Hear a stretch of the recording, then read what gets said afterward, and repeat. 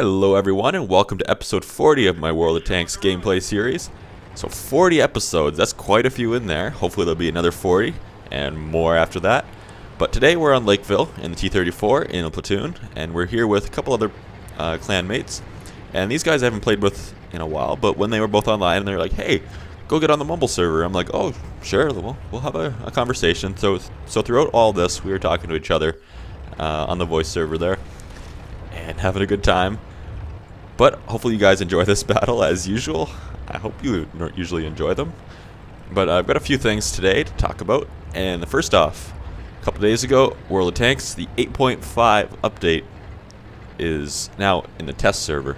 So if you don't have that, you can go onto the website and download that. Just look for the proper news article there on the home page and check that out. You can download the client there. Now, don't be confused by it. A lot of people are. It says only players who have registered before a certain date can get onto the test server. That means who created their World of Tanks account. So to play on the regular server, you don't have to sign up for anything extra. You don't have to sign up to be on the test server. You just have to create your normal World of Tanks account before that date.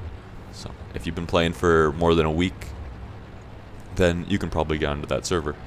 And the great thing about that is that you can play with players all around the world rather than just in your area. So I could potentially play with a European, a Russian player, even though I'm on the North American server. So that's pretty handy. But as I approach this hill here, you have to keep in mind there is artillery. There's not too much for artillery, so it won't hurt me too much. But still, if they both shoot me once, then that's 4 hits from artillery. That's going to do a lot of damage to me. That's going to be at least a majority of my health. So I do need to keep that in mind still. And you can see how I'm kind of parked behind this rock here as much as I can, and kind of behind the hill of that mountain. The hill of the mountain. Behind the mountain a little bit. So hopefully artillery can't hit me, but it really does depend where they're positioned and what they're planning on covering. Because normally there's one covering the valley that I'm in, but sometimes there's one looking down into the town. So you have to hope a little bit sometimes. But now, I was kind of surprised when this shot went through the front of that guy, because that thing is usually pretty well armored on the front, yet I just saw 2 shells go through it. We must have both got a lucky shot on a weak point, because there is weak points on the front of the turret there. But yeah, I'm trying to pick off this Type 59, but hitting that little hatch on top of his turret is tough. And his turret itself is pretty bouncy. Just about anything will bounce off of it. It's pretty lucky if a shell goes through the front of the turret without gold rounds. But something else I've got to talk about as we kind of push our way up here a little bit and probably do some stupid stuff. We'll see. So the second thing is, it's also about the World of Tanks 8.5. And that is one thing that a lot of people are going to be happy to hear. And the creation of platoons for 3 players is now available for non-premium accounts. So that means you don't have to be premium to create 3-person platoons. And you can now create tank companies without a premium account too, which is great. And they're introducing a new map called Pearl River, updating a bunch of maps, and a bunch of minor changes to like half of them, just to probably smooth out some bumps to make them a little bit more playable on light tanks, and maybe some bigger bumps to make it so you can hide behind them better in medium and heavy tanks, and change up the tactics a little bit. A little hill can make a big difference in the course of the battle, because if one player can hide behind there and pick someone off for 2 minutes, that's a big difference. They could do a lot of damage in that time. They could potentially kill several players. So next up, also in the 8.5, there is a bunch of new tanks being added. A lot of them are German. There is 1, 2, 3, 4, 5, 6 new German tanks, 3 new Russian tanks, and 4 new tanks that'll only be available to super testers. Oh, so I bet you that means that only the wargaming staff can play those ones, but they'll be testing them, so keep your eye out for them. You can see that in the list of changes that they have, which I'll try to remember to post it in the description, but no promises as usual. But now watch me as I'm playing here, right to the front. You can see that wrinkle on the front of the low, lower on the low. Get low on the low. But the lower you shoot on the low, the weaker it is. And you can see there's kind of a wrinkle in the front of it from up close. And look at me, I'm stupid. I shot at the front of the low here. what was I hoping to accomplish? The front of the turret. But on the hull itself, on the low, you see that wrinkle? That is a huge weak point. If you can shoot at that, then chances are you're going to get through it, even if you have a lower tier gun. So just remember that next time. And as far as aiming for the front of the turret, I wouldn't do it. You're best off aiming for the side of the front of the turret if you have to, or else if you can, the hatch on top. Although that's a pretty small target. But now I've got to get back to the base, because it's in trouble, and I don't know if those guys can handle it, so better safe than sorry. I was quite worried here that we were about to lose the game.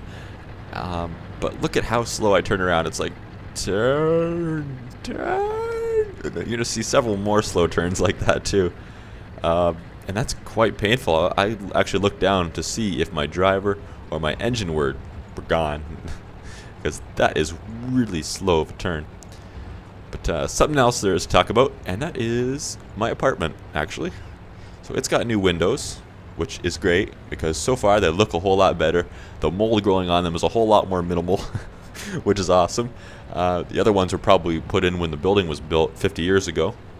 So that's great. And actually the guy that put the windows in, he's like, yeah, comparing these windows to the old ones, it's like comparing the Starship Enterprise to an 1800s ship. And it's like, oh, okay, that's a good comparison, actually. Starship Enterprise, I hope you guys know what that is. But Star Trek, the ship in Star Trek. But I like them. I really do. You guys should hear a whole lot less traffic in my videos. I know occasionally you probably hear a bus accelerate or something, because those buses, those city buses, they are noisy. I don't know how they can't make them a little bit quieter, but whatever.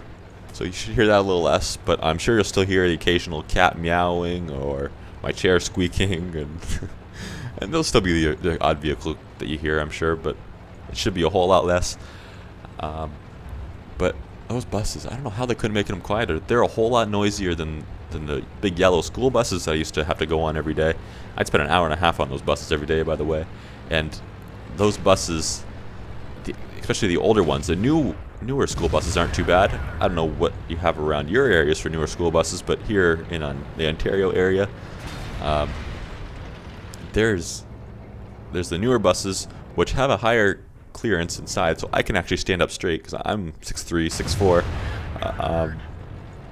So the shorter buses, the older ones, they were shorter, so I would stand up straight in those, and I'd be walking down the center aisle, and as I'd go, if I just touched my hair against the ceiling, there's all the, I guess there were rivets on the top, they would pull out my hairs as I went down, and it's like, walk, ow! There goes 4 hairs, and it'll turn around, and they're hanging from the ceiling, which sucked. I couldn't stand up straight in them and everything, and they were like probably 5 feet 10 inches tall inside those buses. But the new ones, I could actually stand up straight, and I'd have to stand on my tippy toes before my head hits the ceiling. So that's great. But now, you can see here, I've got to head back to base again. Hopefully I actually have to go there this time. And oh, there's another noise hopefully you guys can't hear in the background at my place. They're still working on changing up the windows in a lot of places in the apartment building. Right now they're working on downstairs, pretty much underneath of me, so every once in a while I hear them hammering away or them cutting something to get the windows out of there. Actually, when they were replacing our windows, they broke a piece of glass all over our carpet, which is just marvelous. But speeding back to base, I've got to get there. Looks like it's pretty much all up to me, just the artillery there, which he's not going to be able to do this alone. Last I saw on the mini-map, there was both of their heavy tanks over here, or at least in this, looking like they're coming towards this general area. So I'm kind of expecting them to both be there. They'll probably be right around the corner, pushed right against the mountain. That's the smartest place to be. And let's see if they are. Oh, there they are. Now, watch this guy. This guy clearly doesn't see me, or else he's dumb. He's probably too focused on the artillery, so he's gone now. And look at that. For April Fool's Day, they added a bunch of stuff, and I don't think that tank angel, as I'm going to call it, that you see above tanks after they've been destroyed, it's kind of like a thing floating away with wings. I'm calling it a tank angel, but for April Fool's Day, they added a few things in the game temporarily, and those were, if you looked in your garage, everybody had a free low. Well, that low turned out to be some noise-making little animal inside of a little doghouse or something, and it drove me crazy with its noises. Another thing they added was paper airplanes flying around maps, and And that was kind of funny. They added something else too, I think, but I can't remember what it was. But this battle's just about being wrapped up, and I'm picking out this KV5, and you can see how I'm only showing my turret, and look at, shot bounced, and that paid off. That's a couple shots that have bounced, and I just line up and try to aim for that weak hatch on the front of it.